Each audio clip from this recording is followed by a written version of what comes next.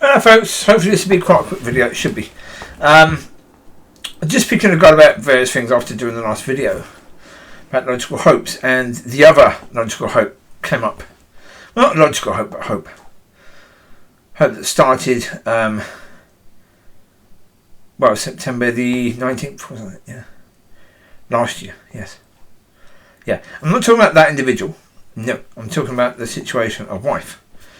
And yeah, this might not be such a short video because I just asked God another question, so I'm going to share that as well. I'll share that first. After speaking to God about wife, and after getting all the information that I'm going to share on here in a minute about that, and the conversations I've had with God that I'm going to share in a minute, I just said to Father, well, hold it. It was only earlier I said that I understand that what you were saying to me during that stand was that the being in love was with you. So am I going to actually be married? And Father says, you need people in your life.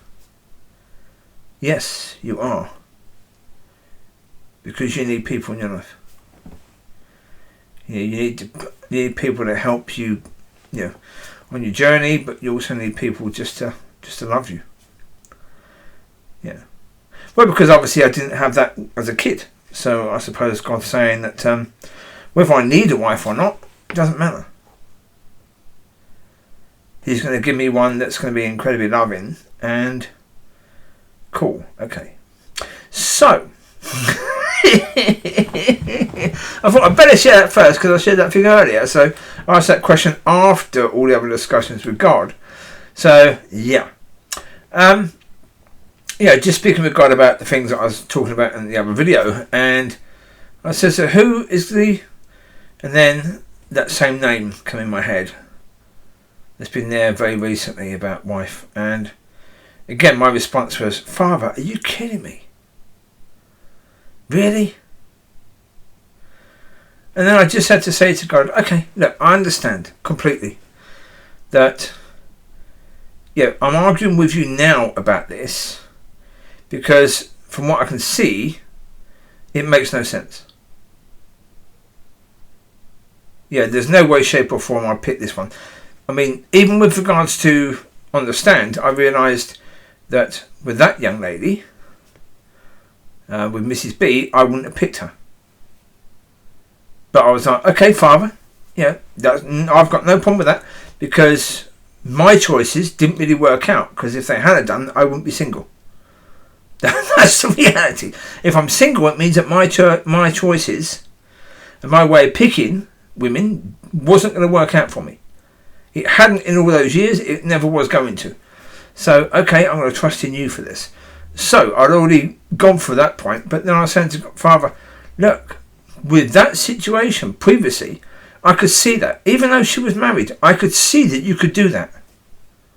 And I could see, I'd already seen something in her on the 19th of September. I'd already seen her nature. And her nature on that day was exactly what I wrote down all those years ago. I'd already seen a potential in her that she could be that person. With this woman? No, I've not seen any of that. So, with the previous one, even the fact she was married, I could see, okay, maybe. Because you've shown me her nature. And so, okay, maybe. Now? Different thing completely. But,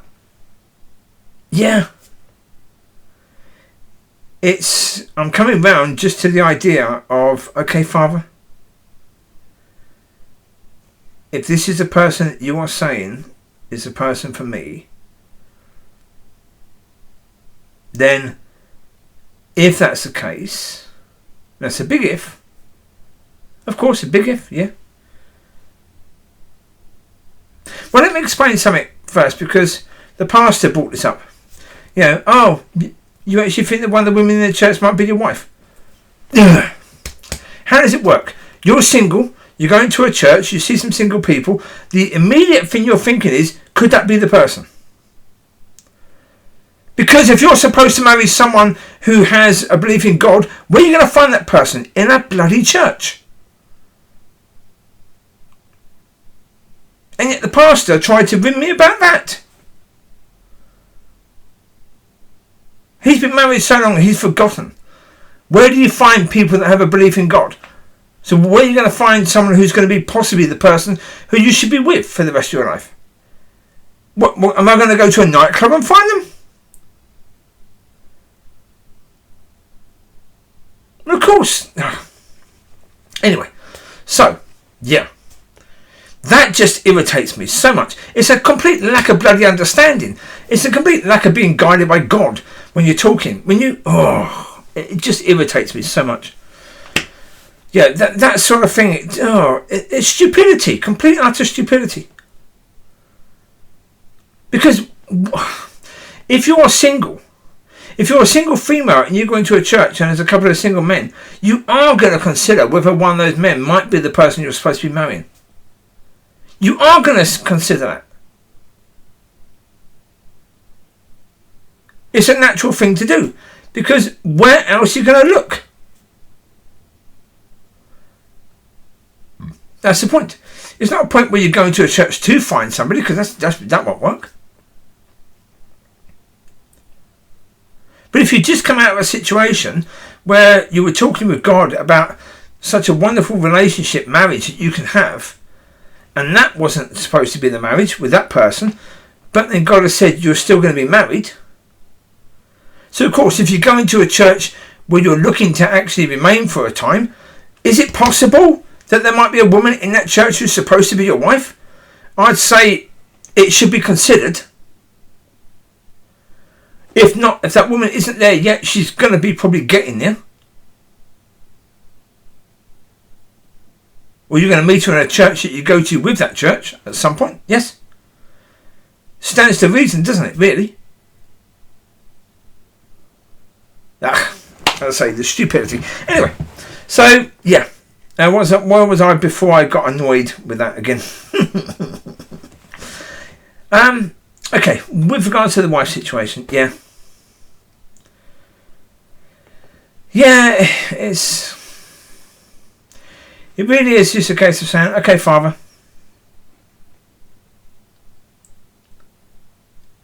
Yeah. You know her, you know me.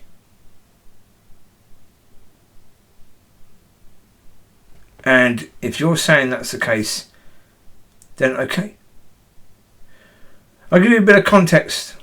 I've said before that when this stand ended, I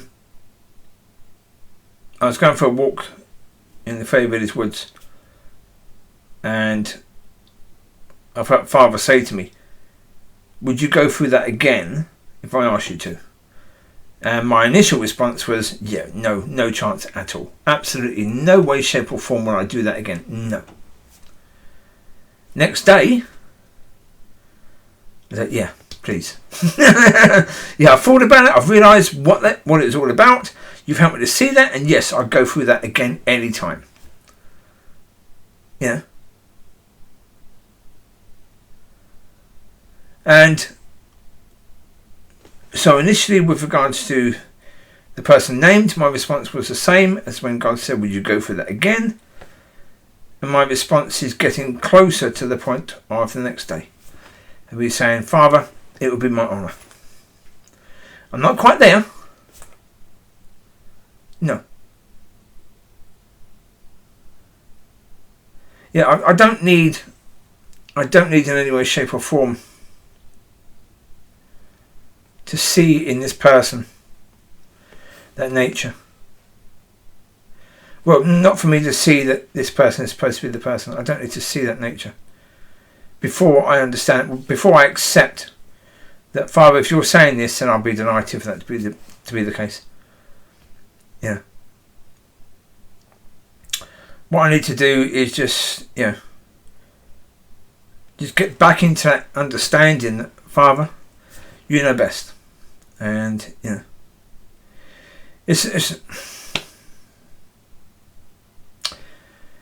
It's not a point about giving up control, because giving up control is a different thing. This is about saying, Father, I know that you love me, and because you love me, if you're going to have a wife for me, then she's going to be the absolute perfect person for me. It's going to be as if she was designed for me, and me for her. It's going to be as if we were designed in heaven for each other. I wouldn't settle for anything less than that. Not in any way, shape or form. And that's what I think God is doing. And so if I think God is doing that and he's saying this person will be that person, then okay. At the moment, I'm at a point of saying then okay. Hopefully soon I'll be at a point where I'll be incredibly happy about it. I'm not quite there yet, but hopefully I will be. Yeah. And with regards to the pastor, as I said, we're all where we are. That's the reality. We are all where we are. We all do things that we shouldn't do. We all say things we shouldn't say. We're all there. We're all in that. But that's why, really very much is the case. That's why we need to get to know people before we try and talk into people's lives and challenge people in these sort of ways, really, if at all possible. Well, we need to not just have conversations like that. We need to have conversations that are a lot more based purely on the agenda of love, rather than the agenda of what they have been of the last couple of times. So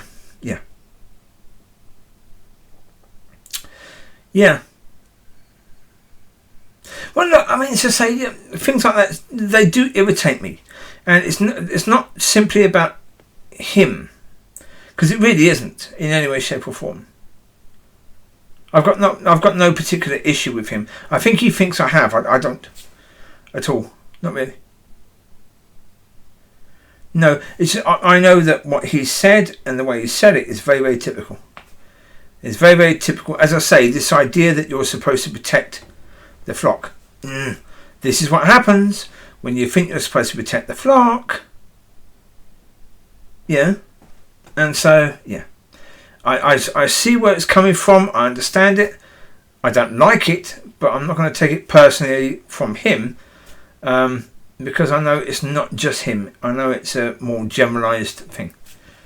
And so, it irritates me because it's not just me that sort of idiotic questioning is being used against. Yeah.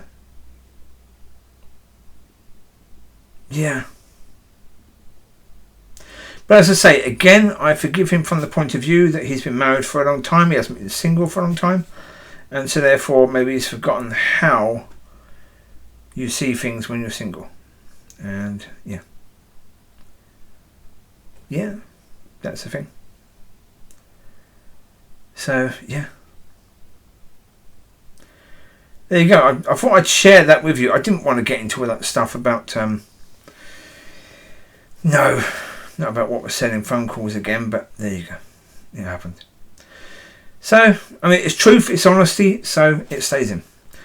You take care, God bless, I'll speak to you soon, and just realise that it's His will, His way, and He has a heart for you, so if He has somebody for you, whether that be a husband or a wife, whether that be a job, whether that be a home, then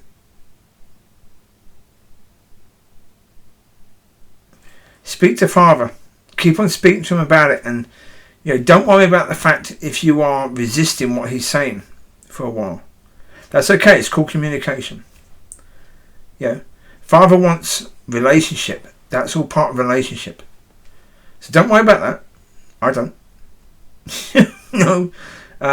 That's part of the reason I'm doing this one. I'm trying to share that fact. I've resisted very, very much when God mentioned this person. But I'm coming to the point of understanding, and that's what we all need to come to. But it's through communication with Father that we learn more about his heart for the situation and his heart for us. And that's key, very, very key. You're understanding his heart for us and understanding, as I say, God loves you so much. I said to Robin, when I spoke to Robin Williamson earlier, we still have the same Father that sent his Son because he's so loved the world. I said what it should be is for God so loved his creation that he gave his only Son. Because when you say for God so loved the world, it's talking about this spherical thing that floats in the sky. No, it's not talking about the world, it's talking about the people in the world. For God so loved his creation that he sent his Son to die so that he could have relationship with his creation.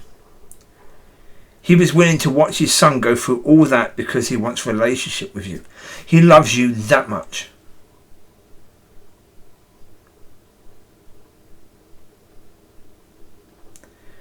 When you understand that, then you start to understand that God doesn't want you to have a bad relationship. God doesn't want you to have a bad job. God doesn't want you to have a nasty home that's all creaky, cracky, or falling apart. He wants to bless you.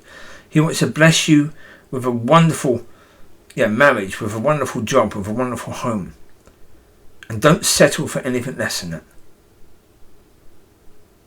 Because if it's anything less than that, it's not of God. Or you're not of God at the moment. Because things can go wrong because you're not of God. Because you've gone away from him, or your relationship has. In which case, deal with that.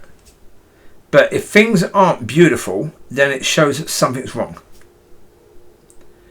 But things just start off being absolutely gorgeous. And we shouldn't settle for anything less.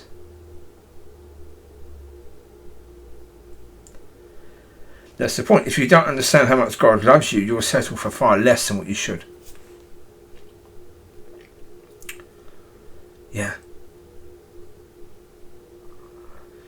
So again, this is the thing I've spoken before about the church.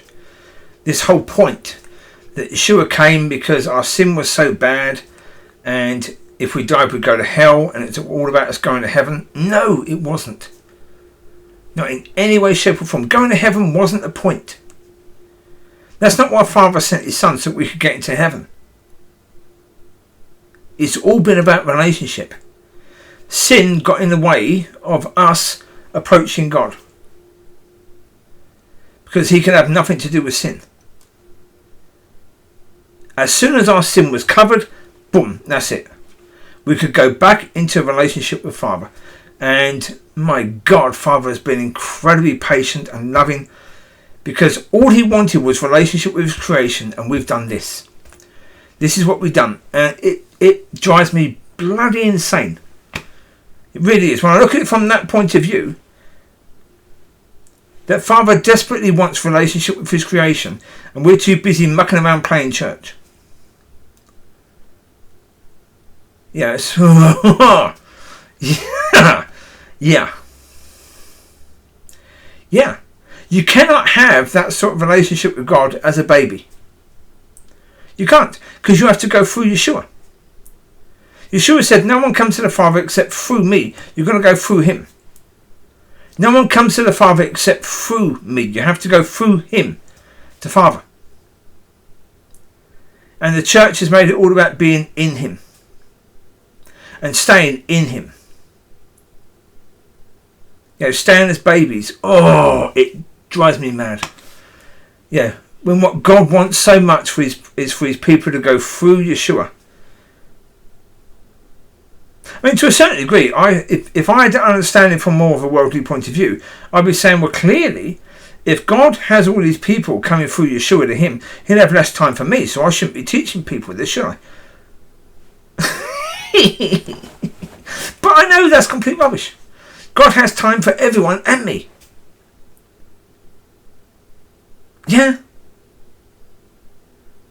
I just want people to understand that, but at the moment they're not in a position to understand it, so it's really frustrating. So I will build my relationship and help them to build theirs when they're ready. That's the thing. Yes. But you take care. God bless. I'll speak to you soon. Have a wonderful weekend, and etc., etc., etc. Bye-bye.